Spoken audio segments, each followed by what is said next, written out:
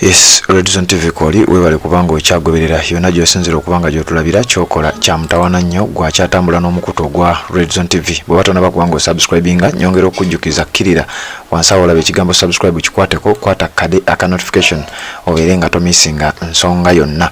Nina ebigambo bingenda okuwa wano byenjagala owulire. Mu mwaka ogwa 2022 Robert Kyagulanyi Ssentamu yali tayina kibiina kya byabufuzi kyonna ate ng'okwesimbawo 2021 baali bamwetaagisa ekibiina kyalina okubanga kwajjidde. Kakati okusinziira ku ku David Lewis Rubongoya ono nga ye Secretary General ow'ekibiina ekya National Unity Platform yabadde ku programu emu nga bamubuuza ku nsonga za Abedi Bwanika.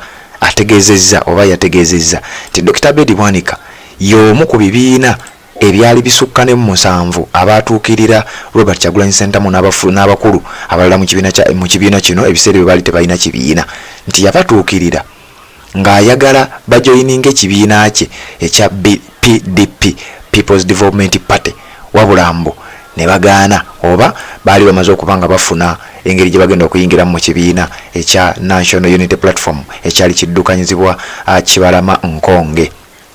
Kakati Abedi Bwanika okusinzira ku David Lewis Rubongoya nti ennaku zino Abedi Bwanika engeri gy'alumba ekibiina ye kyagamba nti kyekikye kyagwamu ekya National Unity Platform kyandibanga obusungu abujja ku biri gye nkugambye nti yali ayagala abakulu mu kibiina kya NUP bano mu budde obwo nga tebalina kibiina bajoyininga ekikye. Kati Alex Waisom David Lewis Rubongoya n'akubuuza kati kuba akafaananyi singa twayingira kibiina ekya PDP olowooza byandiggwereddewa. Kati kankuwa eddoboozi lya David Lewis Rubongoya ng'ayogera ku nsonga eno wabula nja kusaba bw'oba tonaba kubanga osubscribe nga kikole kirira wansi awo olaba ekigambo subscribe kikwateko kwata kade aka notification obeere nga tomisinga nsonga yonna nzije tubeere nga tweyongerayo.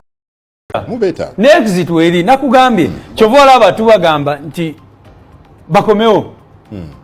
Talk to them. Why can't you mugere Dr. Abedi Bwanika for example? Nakugambye anti kati sagala oyogere ku Bwanika omumanyi ne byazakola ne baze ekyusa emirundi nga 10 omumanyi sagala ku concentratinga ku muntu bwatyo era ogenda kumulaba nga akomyewo nga ayogera bintu birala saalyagadde kufokasinga ku muntu bwatyo. To talk about him.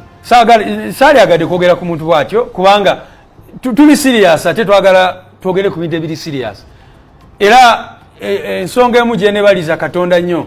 Oyo mukulu gw'olaba bwe twali nga tetunayingiramu NUP yajja oyo Bwanika gwoyogerako nga yagala tuyingire ekibiina kye kya PDP era waliwo n'omulala yaleeta tuze tubagamba nti twalina ebibiina 7 ebyatu approachinga ng'ekimu ku byo kyali PDP naye Katonda wa kisa Katonda wa maanyi tebereza we twali badde singa twayingira ekibiina kya Bwanika okuba mwaka faananyi singa mwagenda mu PDP. Era njala kwebaza Katonda okuba nti yatuwa president omugezi naffe abakulembeze n'atuwa amagezi okusobola okulengera wala anti nakugambye nti Katonda yatulungamya oba oli awo yes ne tumuwa kaadi kubanga yali member waffe era akyali member waffe naye kyengezaako okulaga nti omuntu bw'atyo singa twayingira ekyekibiina olowooza twali baddewo Lewis, you are the general, rather SG of the party, Secretary General of the party. Yeah. Ovunaanyizibwa generally ku kibiina. Ensonga bammemba bano ze boogira lwaki temuza addressinga because luli mwatugamba emu ku principles zammwe ne values transparency. Nsonga ki? Transparency yemu ku values zammwe. Bwanika for example ayogera ku accountability, ayogera ku position yammwe ku nsonga ezimu ez'enkizo. He says, please come out and give your position ku ABCD. Why don't you do it for him? Ekisooka fenga NUP tuli transparent. Simanyi ekibiina mu Uganda ekiri even half as transparent as NUP. Gweke nyini emirundi gye wakanchaza wano nzize nga mbulira abantu ku nsonga za accountability mu NUP. Fe buli mwaka bavaayo ne tugamba abantu baffe nti guno mwaka bino betusobodde okutuukako. Ne tubagamba tulina departments west sente zetufuna ziva wano era wetuzikozesa.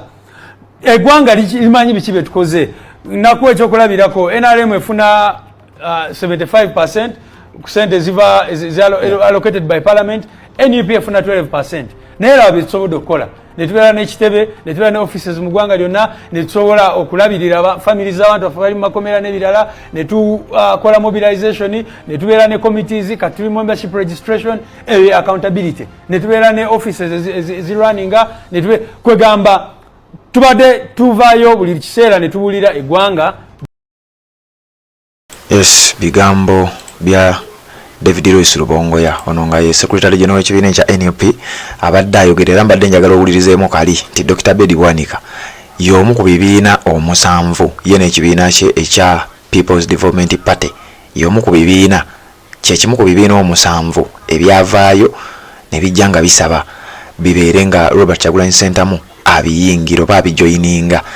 Bedi Bwanika ono okusinziira ku byafaayo bye biraga nti mu mwaka gwa 1996 mu kalulu akobwa president yali muwagizi nnyo owa Yoweri Kaguta Museveni era mbu yakyusa bukyusa nawagira Kizza Besigye mu kalulu ka 21 1996 yali ku side ya Museveni 21 yali mu ku side ya Besigye 26 najja navuganya independent mu kalulu era akaliwo omwaka gwa 2026 wabulanga wano yamalira mu kifo kyakuna yafuna 0.95% mu kalulu ako akakubwa mwaka gwa 2026 yali independent eyo yafuna obululu kakaaga yafuna obululu emitwalo 6 mu 1587 Dr. Bedi Bwanika okwetolola eggwanga lyonna najja n'addamu n'avuganya mu kalulu akalondebwa mwezi gwali gwa 2011 wano ng'ajjidde ku kibiina kyolwo ng'amaze okubanga akiteekawo ekimanyiddwa nga People's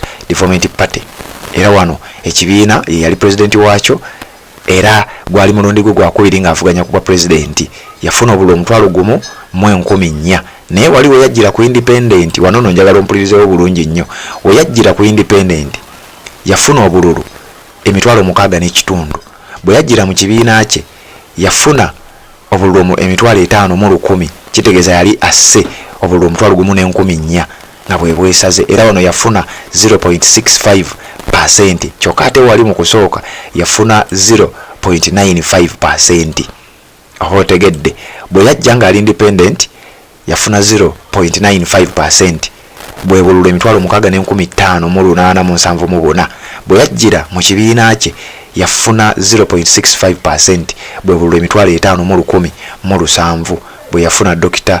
Bedi Bwanika mu 2020 mwezi gwali gwa 8 najoininga ekibiina kya National Unity Platform kati awo mu budde obwo nga kyakagaana obanga abakulu mu kibiina ekyo bakamala okugaana okujoininga ekibiina kye ekya PDP People's Development Party mu gw'omunana gwa 2020 ye n'asalawo ajoininga NUP kati awo David Royce Rubongoya wakubuuliza nti kuba akafaananyi singa twamujoininga we yayagalira tumujoininge kubanga omwaka gwa 2020 nga gwakatuuka Bedi Bwanika yali ayagala abakulu ba Robert Kyagulanyi Ssentamu David Royce Rubongoya n'abakulu abalala bali mu kisinde ekya People Power ng'ayagala bajoininge ekibiina kye ekya People's Development Party okusinziira ku David Royce Rubongoya wabula we baali tebasobodde kugenda kijoininga kati ye mu mwaka ogwennyini mwezi gwali gwa 8 n'asalawo ye kaleka abajoininge mu kibiina ekya NUP n'asuulawo ekibiina kye ekya People's Development Party ate nga ye party president waakyo wabula yasalawo akisuulewo in case oluvannyuma lw'obbo okugaana okujoininga ekibiina kye ye n'asalawo nti kati ye kakisuulewo ye kajoininga ebbo era wano bangi bategedde kati nti kirabika ye yali ensonga lwaki Dr. Bedi Bwanika ku mulundi guno ate alumba ekibiina ate ye kyayita ekiki mu kalulu ng'amaze okujoininga ekibiina kya NUP 2021 kalondebwa yawangula okubeera omukiise owa constituency emanyiddwa nga Kimanya Kabonera ku kaadi ya National Unity Platform era gyakiikirira kati ekibiina ekikulemberwa Robert Kyagulanyi Ssentamu era ekyamuwa kaadi mu mwaka ogwo ogwa 2020 mu kalulu ka 2021 najja n'avuganya ku kaadi eyo ekyali kyamulema obululu bwe yafuna nja kuleetera obululu Bedi Bwanika bwe yafuna nkolage enjawulo gye yafuna n'obululu bwe yafuna okwetolola eggwanga lyonna ng'ate ali ku kibiina kye ekya People's Development Party ebikwata kwa Bedi Bwanika bingi naye mbadde njagadde nkuwe ekyo okitegeere then nzija oluvannyuma tubeere nga tweyongerayo webali kubanga okyagoberera Red Zone TV yonna gy'osinzira okubanga gy'otulabira bw'oba tonaba kubanga osubscribinga nyongera okujjukiza kkirira nsawo olaba ekigambo subscribe kikwateko kwata kadeka notification obeere nga tomissinga nsonga yonna